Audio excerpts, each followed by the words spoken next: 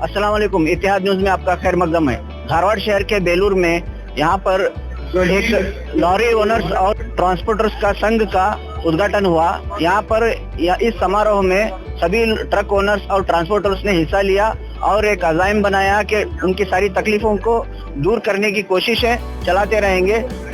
इस जगह पर इन्होंने अज़ाइम लेते हुए ये ट्रक ट्रांसपोर्टर्स के सारी तकलीफों को बयान करते हुए कहा कि डीजल के प्राइसेस बढ़ चुके हैं। डीजल के प्राइसेस बढ़ने की वजह से इनको ट्रांसपोर्टेशन में तकलीफ हो रही है और दाम बढ़ने की वजह से इनको कुछ भी फायदा नहीं हो रहा है। ये हालात में आजकल हमारे को काम करना मुश्किल हो गया है, खास करके कोविड-19 के बाद में भी हमारे गाड़ियों वालों को माल नहीं रहा है ट्रांसपोर्ट में और हमारी कठिनाइयाँ बढ़ रही हैं, हमारे समस्याएं कुछ कम नहीं हो रही हैं। इसलिए हम लोग आज एक होकर हमारे जो भी मसले हैं हम उसको एक संग्राम होराट के जरिए हम लोग उसको हल करने की कोशिश कर रहे हैं। हमारे डिमांड्स तो कुछ नहीं है, हमको जो कानून में जो दिया गया है उसका पालन करो।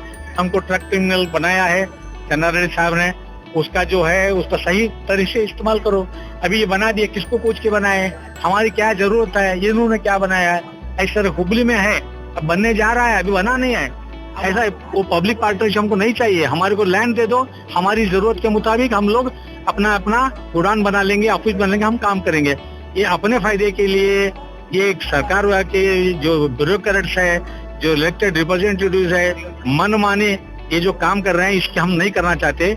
और हम चाहते हैं लोडिंग अनलोडिंग हम क्यों दें, हमारे क्या, हम क्यों, उनका माल है उनका देना चाहिए, या हमारे पर क्यों आता है। हमको सिर्फ भाड़ा दो और हम डीजल डाल के गाड़ी चलाएंगे। पेट्रोल डीजल का इतना दाम बढ़ गया है, क्या बोले। पहले क्या होता था, बजट में एक बार बढ़ता था, हम बचपन से देखते थे, तो हर रोज बढ़ता है, कोई पूछने को तैयार नहीं है। ये हालात में अभी देखो आज के मुताबिक 45-50 रुपए के एक बैरल इंटरनेशनल मार्केट में क्रूड ऑयल का है, वो हिसाब से आज 30 रुपए में डीजल बिकना चाहिए। अब जब क्रूड ऑयल का 150 रुपए था, 60 रुपए में पिछली सरकार में रेट था। आज ऐसा क्यों हो रहा है, क्यों हो रहा है कि कोई पूछने को तैयार नहीं है। हमारी आवाज नहीं है। अब वो लोग, अब आवाज तो है तो सुनने वाला कोई नहीं है। अब ये हमारा जो ट्रांसपोर्ट सेक्शन है, ये हमारा है, ये कितना इम्पोर्टेंट है, कितना महत्वपूर्ण है। हम लोग अब माल नहीं पहुंचाएंगे तो ये डिस्ट्रीब्यूशन ही नहीं हो पाएगा। आज हमारा किसान जो है वो हमारी रीढ़ की हड्डी है, लेकिन हमारे बिना वो भी नहीं है। ये हम सरकार को याद दिलाना चाहते हैं, हमारी ये समस्याएं को देखो, करो, सुनो और हमारी तरफ भी कुछ देखो।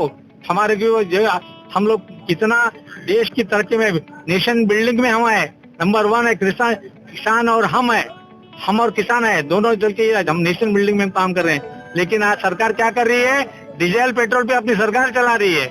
समझे, आज टैक्स कितना है, 30 रुपए में बिकने का आज 80 रुपए में बिक रहा है। ये क्या बात है, 1 रुपये का कभी आदमी 1.5 रुपए में बेचता है, 1 रुपए का 3 में बेचता है क्या।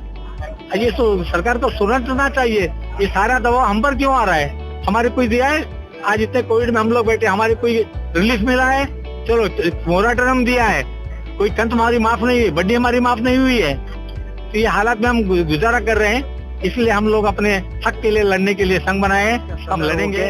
अब जो है हमारे यहाँ गाड़ी मालकों की बड़ी परेशानी का सामना कर रहे हैं, क्योंकि यहाँ पर जो है कोई भी साथ देने के लिए तैयार नहीं है गाड़ी मालकों का।